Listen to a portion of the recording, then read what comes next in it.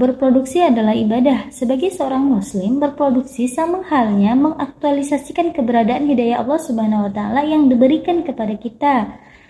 Hidayah bagi seorang muslim berfungsi untuk mengatur bagaimana ia berproduksi. Karena seorang muslim yakin bahwasanya apapun yang Allah berikan untuk kebaikan, apapun yang Allah ciptakan untuk manusia merupakan sarana untuk ia menyadari apa fungsinya di muka bumi ini. Para ahli ekonomi mendefinisikan produksi sebagai menciptakan kekayaan dengan pemanfaatan sumber daya alam oleh manusia yang Allah ciptakan kepada manusia dalam berbagai macam bentuk. Dalam definisi lain dikatakan produksi adalah setiap usaha manusia untuk menciptakan atau menambah nilai guna dari suatu barang. Produksi merupakan urat nadi dalam kegiatan ekonomi. Dalam kehidupan ekonomi tidak akan pernah ada kegiatan konsumsi, distribusi, sirkulasi, ataupun perdagangan barang dan jasa tanpa diawali oleh proses produksi. Secara umum, produksi merupakan proses untuk menghasilkan suatu barang dan jasa, ataupun proses untuk meningkatkan nilai dari suatu benda. Islam menganjurkan umatnya untuk bekerja, berusaha, serta mengikuti sunnatullah dan hukum kuasalitas. Itu semua tidak terlepas dari sikap tawakal. Yusuf Al-Qaradawi dalam ekonomi Islam mempunyai konsep norma dan etika dalam memproduksi. Dalam memproduksi konsep norma dan etika, Yusuf Al-Qaradawi lebih memperhatikan beberapa hal. Yang pertama, SDA atau sumber daya alam. Memelihara sumber daya alam merupakan nikmat Allah kepada makhluknya.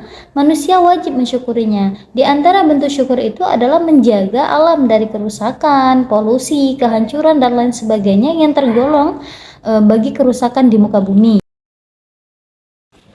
Allah memuliakan manusia dengan anugerah kenikmatan-kenikmatan bagi mereka. Manusia dianjurkan untuk mendayagunakan apa yang Allah ciptakan di muka bumi ini tanpa harus merusaknya. Sumber daya alam terdiri dari hewan, tumbuhan, kekayaan laut, kekayaan tambang, matahari, dan bulan yang bisa dijadikan sebagai bahan produksi dalam ekonomi Islam. Kedua, ada perlindungan sumber daya alam. Yang pertama adalah larangan menelantarkan barang dan hewan dari perbuatan syirik. Nah, Al-Quran melakukan suatu ekspedisi terhadap suatu kerusakan yang terjadi di masyarakat Arab, yaitu menelantarkan sebagian sumber pertanian dan hewan disebabkan pada takhayul dan syirik.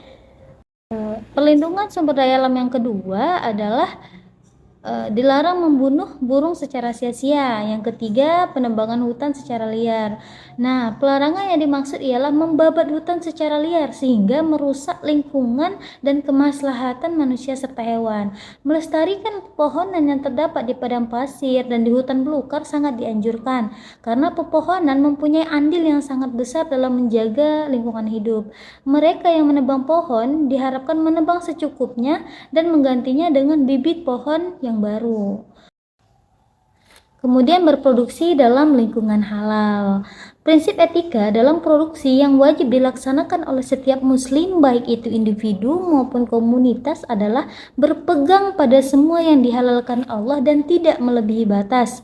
Pada dasarnya, produsen pada tatanan ekonomi konvensional tidak mengenal istilah halal dan haram. Yang menjadi prioritas kerja adalah memenuhi keinginan pribadi dengan mengumpulkan laba, harta, dan uang. Ia tidak mementingkan apakah barang yang diproduksinya ini bermanfaat atau berbahaya, baik atau tidak. Adapun sikap seorang muslim sangat bertolak belakang. Ia tidak boleh menanam apa-apa yang diharamkan seperti popi yang diperoleh dari buah opium, demikian pula kanabis ataupun heroin. Nah, selain dilarang menanam tanaman-tanaman itu, seorang muslim juga dilarang memproduksi barang-barang haram, baik haram yang untuk dikenakan maupun haram untuk dikoleksi. Misalnya, membuat patung atau cawan dari bahan emas dan perak, atau membuat gelang emas yang diperuntukkan untuk laki-laki. Syariat juga tidak membenarkan perbuatan segala komoditi yang hanya bisa digunakan untuk hal yang haram, atau mayoritas barang itu digunakan untuk berbuat dosa. Adapun jika hasil produksi dapat digunakan untuk berbuat baik dan haram secara bersamaan, Seperti misalnya pakaian you can see yang halal dikenakan oleh wanita di rumah untuk menghibur suami tetapi haram dikenakan di luar rumah, maka hal itu tidak diharamkan walaupun sebagian sufi menganjurkan untuk menjauhinya. Di antara produk yang dilarang keras beredar ialah produk yang merusak akidah, etika, dan moral manusia, seperti produk yang berhubungan dengan pornografi, sadisme, baik dalam film, opera, maupun dalam alat musik. Kenapa kok pornografi dan sadisme itu lebih dilarang? Karena dampak negatif produk seperti ini lebih berbahaya daripada ganja dan narkotika. Pornografi dan sadisme merusak jiwa, sedangkan ganja dan narkotika hanya merusak tubuh. Ganja dan narkotika adalah bahaya yang selalu diawasi, sedangkan pornografi dan sadisme beredar dengan bebas. Lebih dari itu, pengedar ganja dan narkotika dihukum jika tertangkap, sedangkan produsen film atau oknum pornografi disanjung dan dipuja jika ia meraih sukses. Terakhir, pornografi meracuni masyarakat sebelum mereka diracuni oleh narkotika dan mematikan mereka sebelum dimatikan oleh narkotika. Konsep norma dan etika dalam sistem produksi tadi ada 3. Yang pertama ada sumber daya alam, kedua ada menjaga lingkungan alam, yang ketiga ada berproduksi dalam lingkungan halal. Nah, ditambahkan dengan yang terakhir yaitu bekerja sendi utama produksi. Bekerja merupakan sendi utama produksi karena kerja termasuk dalam norma yang penting dalam berproduksi.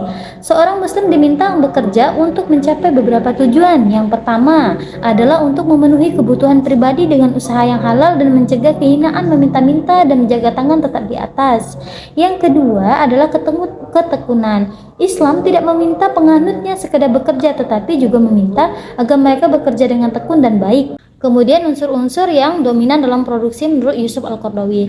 Dalam buku Yusuf Al-Qaradawi, para ahli ekonomi menetapkan bahwa produksi terjadi lewat 3 atau 4 unsur yang paling berkaitan, yaitu alam, modal, dan bekerja. Sebagian ahli lain menambahkan unsur disiplin. Para ekonomi muslim lebih menekankan kepada tenaga kerja dan sumber daya alam. Dia melihat timbulnya dari gabungan kerja antara manusia dan sumber daya alam. Nah, sumber daya alam diciptakan Allah Subhanahu wa taala yang kemudian digerakkan oleh manusia sebagai pekerjanya, maka terciptalah produksi dalam ekonomi Islam. Nah, itu tadi sedikit penjelasan tentang produksi dalam ekonomi Islam. Semoga para pengusaha, pekerja, dan seluruh individu dalam masyarakat, baik dalam instansi pemerintah maupun instansi swasta, pendapat Yusuf Al-Qaradawi ini dapat dijadikan sebagai acuan dalam melaksanakan aktivitas produksi. Sekian yang dapat saya sampaikan. Akhir kata, wassalamualaikum warahmatullahi wabarakatuh.